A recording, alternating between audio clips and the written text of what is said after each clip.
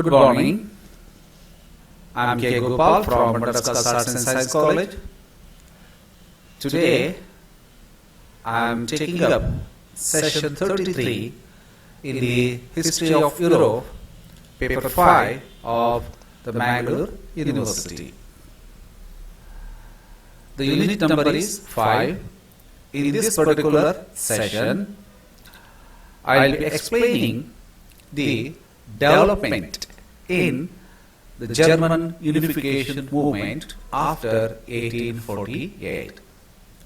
In this particular session, the role played by Kaiser William I and his military men Hohenrund and von Moltke will be discussed. The objective of this particular session. The objective of this particular session is to enable the students to understand the major political issues concerning unification of German states and the background work done by Kaiser William I, Hohenrund, von Moltke in the unification of Germany. Now let me remind you what I had explained in the previous session. In fact, all these events are interrelated. It is very important to connect the previous session with the present session by giving just an explanation on what I had explained in the previous class. Remember, in the previous class, I had explained the origin of nationalism in German states. I told you in the previous class that Napoleon Bonaparte was largely responsible for the rise of nationalism in German states. How he did that, I had explained in the previous class. In fact, the seeds of nationalism sown by Napoleon Bonaparte was the reaction leaders in the Congress of Vienna tried to nip in the bud.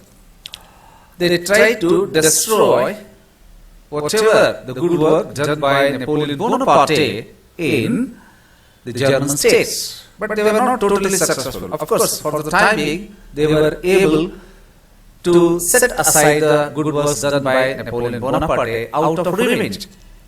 But the flame of nationalism lit by Napoleon Bonaparte continued to burn.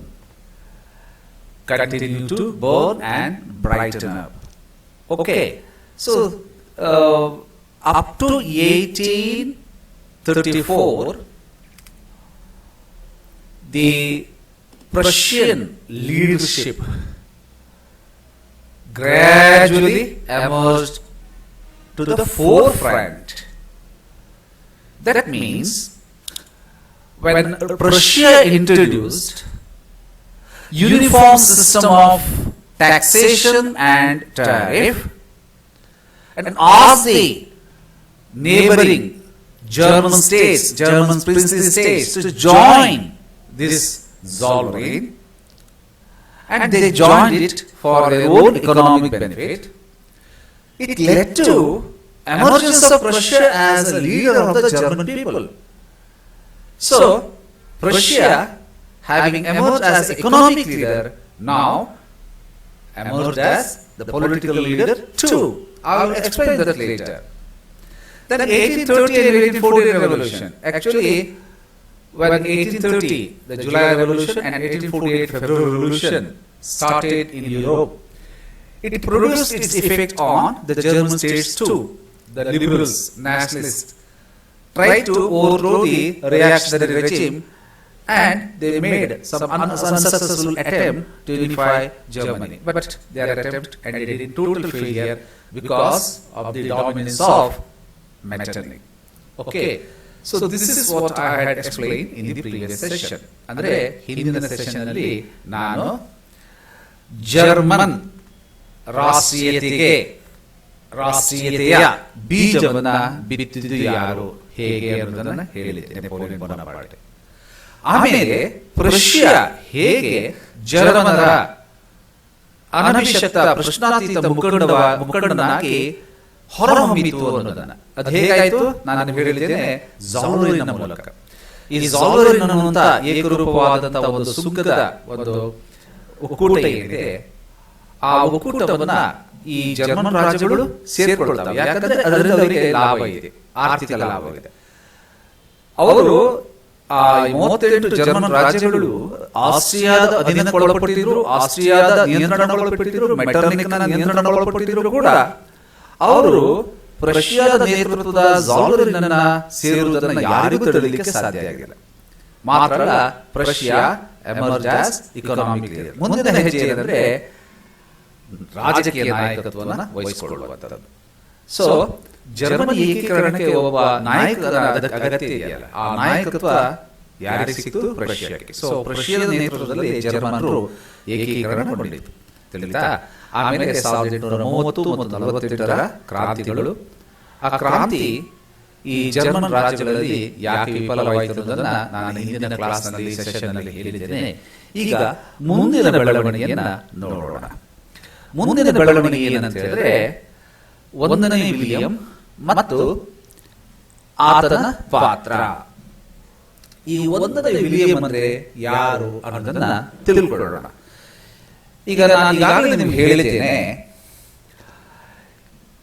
Prussia ಈಗಾಗಲೇ ಜರ್ಮನರ ನಾಯಕನಾಗಿ ಹೊರಹೊಮ್ಮಿದೆ. ಅಂದ್ರೆ Germany ಏಕೀಕರಣಗೊಳ್ಳಬೇಕಾದ್ರೆ ಆ ಏಕೀಕರಣ ಹೋರಾಟದ ನಾಯಕತ್ವವನ್ನ Prussia ವಹಿಸಿಕೊಳ್ಳಬೇಕಾಗಿದೆ. ಆ ಪ್ರಷ್ಯಾದಲ್ಲಿ ಒಂದು ರಾಜಕೀಯ ಬದಲಾವಣೆ ಆಯಿತು. ಅದೇನೆಂದ್ರೆ, in the year 1858, due to the illness of Frederick William IV, his brother William became a regent, and Frederick William passed away in 1861, and William I became the king of Prussia. His accession to the throne was a turning point in the history of German unification. ಅಂದರೆ 4ನೇ ವಿಲಿಯಂಗೆ ಮಾನಸಿಕ ಕಾಯಿಲೆ ಇತ್ತು. ಅವನ ಮಾನಸಿಕ ಕಾಯಿಲೆ ಉಲ್ಬಣಿಸಿದ ಹಾಗೆ ಅವನ ಸಹೋದರ 1ನೇ ವಿಲಿಯಂನನ್ನ ಅವನ ರಾಜಪ್ರತಿನಿಧಿಯಾಗಿ ನೇಮಕ ಮಾಡಿದರು. ಆದರೆ 1860ರಲ್ಲಿ 4ನೇ ವಿಲಿಯಂ ಕಾಲವಾದ ನಂತರ ಅವನ ಸಹೋದರ 1ನೇ ವಿಲಿಯಂ ಅಧಿಕಾರಕ್ಕೆ ಬರ್ತಾರೆ, ಪಟ್ಟಕ್ಕೆ ಬರ್ತಾರೆ. ಅಂದ್ರೆ ಇವನು ಏನು ಬಹಳ ಪ್ರಗತಿಪರ ಅಂತ ತಿಳ್ಕೊಳ್ಳೋದು ಬೇಡ. In fact, like his ancestors, William was also an autocrat and he had full faith in divine right of kings. ಅಂದ್ರೆ ಅವನು divine origin theory of kingship ಅಲ್ಲಿ ನಂಬಿಕೆ ಇಟ್ಟವನಾಗಿದ್ದ. ಆಮೇಲೆ ಅವನು ಕೂಡ ನಿರಂಕುಶ ಪ್ರಭುತ್ವದಲ್ಲಿ ನಂಬಿಕೆ ಇಟ್ಟವನಾಗಿದ್ದ. ಲಿಬರಲ್ ರಿಫಾರ್ಮ್ಸ್ ಅನ್ನ ಅವನು ವಿರೋಧಿಸ್ತಾ ಇದ್ದ. ಆದರೆ ಅವನಲ್ಲಿ ಕೆಲವು ವಿಶೇಷ ಗುಣಗಳಿವೆ. ಒಂದು, he was a man of firm determination, ಒಂದು ದೃಢ ಸಂಕಲ್ಪ ಶಕ್ತಿ ಇತ್ತು. ಆಮೇಲೆ ಅವನಿಗೆ ಒಳ್ಳೆ ಪ್ರಾಕ್ಟಿಕಲ್ ನಾಲೆಜ್ ಇತ್ತು. ಆಮೇಲೆ he had the ability to select persons according to the necessity of time. ಅಂದ್ರೆ ಯಾವ ಕೆಲಸವನ್ನ ಯಾರು ಮಾಡಬೇಕು ಅಥವಾ ಯಾವ ಕೆಲಸವನ್ನ ಯಾರು ಚೆನ್ನಾಗಿ ಮಾಡ್ತಾರೆ ಅನ್ನೋದು ಅವನಿಗೆ ತಿಳಿದಿತ್ತು. ಆಯಾ ಕೆಲಸವನ್ನ ಮಾಡಲಿಕ್ಕೆ ಆಯಾ ವ್ಯಕ್ತಿಗಳನ್ನ ಆತ ನೆನಪಿಸ್ತಾ ಇದ್ದ. ಸೊ ಇದು ಅವನ ಒಂದು ಬಹಳ ದೊಡ್ಡ ಗುಣ, ಆಯ್ತಾ. ಆಮೇಲೆ ಇನ್ನೊಂದು ಬಹಳ ಮುಖ್ಯವಾದಂತಹ ಒಂದು ಅವನ ಒಂದು ಶ್ರೇಷ್ಠ ಗುಣ ಅಥವಾ ಅವನಲ್ಲಿರತಕ್ಕಂಥ ಒಂದು ಪ್ರಾಕ್ಟಿಕಲ್ ವಿಸ್ಡಮ್ ಏನಂದ್ರೆ, he believed that without the help of a competent army Prussia could not be able to make a nation. ತಿಳಿತಲ್ಲ. ಈಗ ವಿಲಿಯಂ ಇದ್ದಾನಲ್ಲ, ಅವನು ಕೆಲವು ವಾಸ್ತವಾಂಶವನ್ನ ಅರಿತಿದ್ದ. ಅದೇನೆಂದ್ರೆ, ಒಂದು ಜರ್ಮನಿ ಏಕೀಕರಣಕ್ಕೆ ಪ್ರಷ್ಯಾದ ನಾಯಕತ್ವ ಬೇಕು. ಆಯ್ತಾ? ಸರಿ. ಎರಡನೇದಾಗಿ ಜರ್ಮನಿ ಏಕೀಕರಣಗೊಳ್ಳಬೇಕಾದ್ರೆ ಜರ್ಮನ್ ರಾಜ್ಯಗಳಿಂದ ಆಸ್ಟ್ರಿಯಾವನ್ನು ಹೊರದಬ್ಬಬೇಕು. ಆಯ್ತಾ? ಇದು ಎರಡನೇದು. ಆಸ್ಟ್ರಿಯಾವನ್ನ ಹೇಗೆ ಹೊರದಬ್ಬುದು? ಆಸ್ಟ್ರಿಯಾವನ್ನ ಹೊರದಬ್ಬುದು ಹೇಗೆಂದ್ರೆ ಯುದ್ಧದ ಮೂಲಕ. Austria would not leave German states by persuasion. Austria must be forced to leave German states. And this line of thinking paved the way for the reorganization of Prussian army. ಒಂದನೇದಾಗಿ ಮೊದಲು German ರಾಜ್ಯಗಳಿಂದ ಅಂದರೆ ಕನ್ಫೆಡರೇಷನ್ of German States ಇಂದ Austria ಹೊರ ಹೋಗಬೇಕು. Austria ಸುಮ್ಮನೆ ಹೋಗ್ತದ? ಇಲ್ಲ, ಆಸ್ಟ್ರಿಯಾವನ್ನ ಬಲವಂತವಾಗಿ ಹೊರದಬೇಕು. ಹೇಗೆ? ಯುದ್ಧದ ಮೂಲಕ. ಆ ಯುದ್ಧವನ್ನು ಮಾಡೋದು ಯಾರು? ಆಸ್ಟ್ರಿಯಾದ ವಿರುದ್ಧ ಯುದ್ಧವನ್ನು ಪ್ರಷ್ಯನ್ರೇ ಮಾಡಬೇಕು ಅಲ್ವಾ? ಸೊ ಪ್ರಷ್ಯನ್ರು ಆಸ್ಟ್ರಿಯಾದಂತ ಬಲಿಷ್ಠ ರಾಷ್ಟ್ರವನ್ನ ಎದುರಿಸುವಾಗ ಏನ್ ಬೇಕು ಅವರಿಗೆ? ಅತ್ಯುತ್ತಮ ಸೈನಿಕ ಬಲ ಬೇಕು. ಅರ್ಥ ಆಯ್ತಾ? ಸೊ ಆ ಸೈನಿಕ ಬಲವನ್ನ ಆತ ಹೆಚ್ಚಿಸಲಿಕ್ಕೆ ಬೇಕಾದ ಉಪಕ್ರಮಗಳನ್ನು ತೆಗೆದುಕೊಳ್ಳುತ್ತಾನೆ. So he believed that without the help of a competent army, Prussia could not be able to make Germany a nation. To strengthen his army, he appointed von Roon as the Minister of War and von Moltke as the Chief of the German Staff. ಈಗ ಈ ಇಬ್ಬರು ಮಹನೀಯರು ಜರ್ಮನಿಯ ಸೈನಿಕ ಬಲವನ್ನ ಹೇಗೆ ಹೆಚ್ಚಿಸಿದರು ಅಂತ ಹೇಳ್ತೇನೆ. ಈ ವಾನ್ ರೂನ್ ಇದ್ದಲ್ಲ, ಅವನ ನಿಜವಾದ ಹೆಸರು ಆಲ್ಬರ್ಟ್ ಥಿಯೋಡೋರ್ ಎಮಿಲ್. ಅವನನ್ನ ಕೌಂಟ್ ವಾನ್ ರೂನ್ ಅಂತ ಕರೀತಾರೆ. ಅವನಿಗೆ ಪ್ರಷ್ಯಾದ ಸೈನಿಕ ಬಲದ ಒಂದು ಇನ್ಎಫಿಷಿಯನ್ಸಿ, ಅದಕ್ಷತೆ ತಿಳಿದಿತ್ತು. ಆದ್ದರಿಂದ ಪ್ರಷ್ಯಾ ಯುರೋಪಿನ ಸಮರ್ಥ ರಾಷ್ಟ್ರವಾಗಿ ಆಸ್ಟ್ರಿಯಾವನ್ನ ಎದುರಾಳಿಯಾಗಿ ತೆಗೆದುಕೊಂಡು ಆಸ್ಟ್ರಿಯಾವನ್ನ ಹೊರದಬ್ಬುವುದು ಜರ್ಮನ್ ರಾಜ್ಯಗಳಿಂದ ಹೇಗೆ ಹೊರದಬ್ಬಲಿಕ್ಕೆ ಸಾಧ್ಯ ಅಂದ್ರೆ ಅತ್ಯುತ್ತಮ ಸೈನಿಕ ಬಲದಿಂದ ಮಾತ್ರ, ಅತ್ಯಂತ ದಕ್ಷವಾದ ಸೈನಿಕ ಬಲದಿಂದ ಮಾತ್ರ, ಅತ್ಯಂತ ಅತ್ಯಾಧುನಿಕವಾದಂತಹ ಸೈನಿಕ ಬಲದಿಂದ ಮಾತ್ರ. ಅದರಿಂದಾಗಿ he realized the need for reorganization in Prussia. ಅವನು ಪುಸ್ತಕ ಬರೆದಿದ್ದಾನೆ. He published a book in 3 volumes, The Principles of Physical National Political Geography ಅಂತ. ಅಂದ್ರೆ ಈ ಒಂದು ದೇಶದ ಫಿಸಿಕಲ್, ನ್ಯಾಷನಲ್ ಮತ್ತು ಪೊಲಿಟಿಕಲ್ ಜಿಯೋಗ್ರಫಿ ಹೇಗೆ ಆ ದೇಶದ ಡೆಸ್ಟಿನಿಯನ್ನ ನಿರೂಪಿಸುವಲ್ಲಿ ಮುಖ್ಯ ಪಾತ್ರ ವಹಿಸುತ್ತದೆ ಅಂತ. ಇದು it was well read book or widely read book in Prussia and abroad. ಇವನನ್ನ ವಾರ್ ಮಿನಿಸ್ಟರ್ ಆಗಿ 1ನೇ ವಿಲಿಯಂ ನೇಮಕ ಮಾಡ್ತಾನಲ್ಲ, ಅವನು ಆಗ ಪ್ರಷ್ಯಾದ ಸೈನಿಕ ಬಲವನ್ನ ಪುನರ್ಸಂಘಟಿಸುವ ಕಾರ್ಯದಲ್ಲಿ ತನ್ನನ್ನು ತೊಡಗಿಸಿಕೊಳ್ಳುತ್ತಾನೆ. ಮೊದಲನೇದಾಗಿ he introduced 3 years compulsory military service to all Prussian citizens. ಪ್ರತಿಯೊಬ್ಬ ಪ್ರಷ್ಯಾದ ನಾಗರಿಕನು 3 ವರ್ಷಗಳ ಕಾಲ ಸೈನಿಕ ಸೇವೆ, ಕಡ್ಡಾಯ ಸೈನಿಕ ಸೇವೆಯನ್ನ ಸಲ್ಲಿಸಲೇಬೇಕು. ಎರಡನೇದಾಗಿ he set a permanent reserve to defend the country when the army was engaged in war. ಅಂದ್ರೆ ಯುದ್ಧದಲ್ಲಿ ಸೈನಿಕ ಪಡೆ ಯುದ್ಧದಲ್ಲಿ ತೊಡಗಿರುವಾಗ ಒಂದಿಷ್ಟು ರಿಸರ್ವ್ಡ್ ಮೀಸಲು ಪಡೆಯನ್ನ ಅವನು ಕಾಯ್ದಿರಿಸ್ತಾನೆ. ಯಾಕಂದ್ರೆ ದೇಶವನ್ನ ಕಷ್ಟ ಕಾಲದಲ್ಲಿ ಅಥವಾ ಅಗತ್ಯ ಬಿದ್ದಾಗ ದೇಶವನ್ನ ಡಿಫೆಂಡ್ ಮಾಡಲಿಕ್ಕೆ. ಆಯ್ತಾ? ಸೈನಿಕ ಬಲವನ್ನ 4,75,000ಕ್ಕೆ ಹೆಚ್ಚಿಸಿದ್ದಾರೆ. ಆಮೇಲೆ ಕೇವಲ ಸೈನಿಕ ಬಲವನ್ನು ಹೆಚ್ಚಿಸಿದ್ದು ಮಾತ್ರವಲ್ಲ, he made elaborate arrangement for training of the army. So in this way he moved Prussia into a nation in armed status, ready to take on enemy anytime.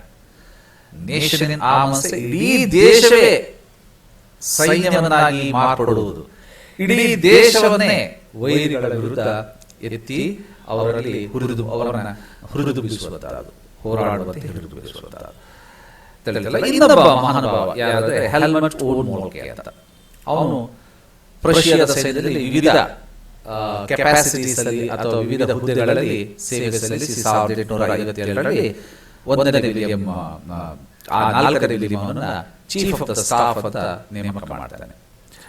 Actually von root ಮತ್ತು von ಮೊಲ್ಕ್ ಇದ್ದಾರಲ್ಲ, ಅವರು ಪರಸ್ಪರ ತಮ್ಮ ಕಾರ್ಯವನ್ನ ಏನ್ ಮಾಡ್ತಿದ್ರು, ಬೆಂಬಲಿಸ್ತಾ ಇದ್ದಾರೆ.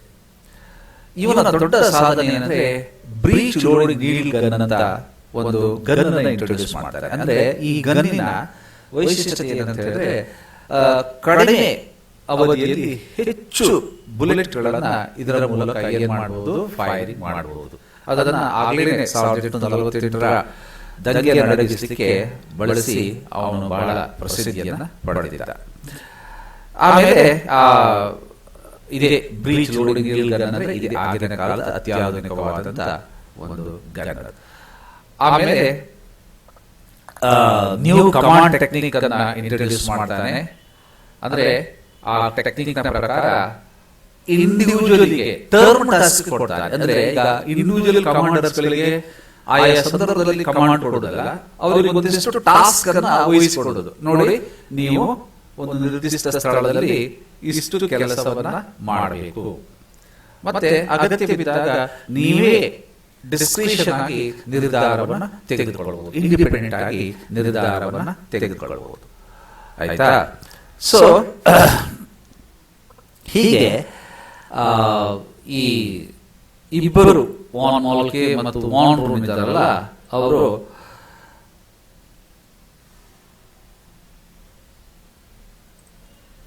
Von ಮೊಲ್ಕೆ ಇದ್ದಾರಲ್ಲ, ಅವರಿಬ್ಬರು ಬಿಸ್ಮಾರ್ಕ್ನ ಜೊತೆಗೆ ಬಿಸ್ಮಾರ್ಕ್, ನಾವು ಸಾಮಾನ್ಯವಾಗಿ ಈ ಜರ್ಮನ್ ಯೂನಿಫಿಕೇಶನ್ ಬಗ್ಗೆ ಮಾತನಾಡುವಾಗ ಬಿಸ್ಮಾರ್ಕ್ನ ಏಕೀಕರಣದ ಶಿಲ್ಪಿ ಅಂತ ಹೇಳ್ತೀವಿ ಅಲ್ವಾ. ಆಕ್ಚುಲಿ ಅವನ ಜೊತೆಯಲ್ಲಿ ಇನ್ನೂ ಇಬ್ಬರು ಹೋರಾಟ ಮಾಡಿದವರಿದ್ದಾರೆ.